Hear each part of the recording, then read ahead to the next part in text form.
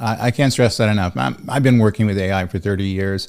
I know what it's capable of doing. It's very advanced technology, very handy technology, but I also know when not to use it. So AI lacks the contents, empathy, and judgment that human managers possess, which are critical for making nuanced decisions regarding employee development and evaluation.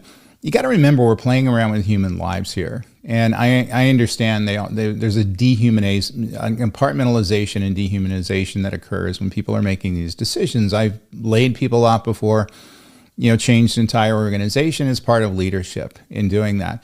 But the human component of that and taking everything into account, I think, is a responsibility of the humans that are leading those groups, those companies.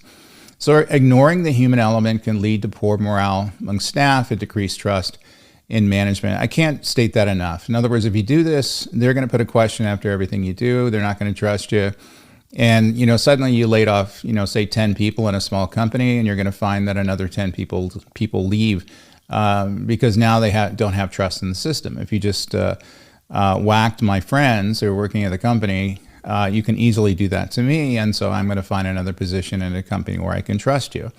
So if you're willing to lose some human resources and some trust, I think this is probably a good way to do it. So while AI can provide valuable data-driven insights, it's essential for human managers to apply this information thoughtfully, ensuring that the decisions made are compassionate, fair, and considerate of individual employee circumstances.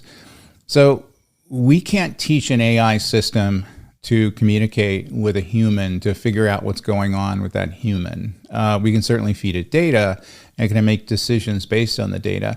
Largely, that's not the way this stuff is done. I think that's the core assertion that I'm making here in this video. So I understand why it's tempting to take advantage of these tools, and certainly as they're being built into performance management systems, that people are using, and people are trying to find automation and best practices that it's responsibility of someone else besides themselves. And so by doing this, they're outsourcing many of the critical decisions that you have to make as a leader to some sort of an automated process, in this case, AI.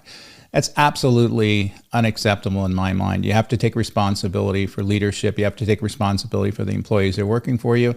And you have to kind of conduct yourself as a human. So that's the best path to your success. And people are going to figure that out pretty quick. One thing we've talked about on this channel is people over-relying on AI or putting too much stock into AI as being able to provide riches for the company, and it ends up backfiring on them because they don't understand the unintended consequences.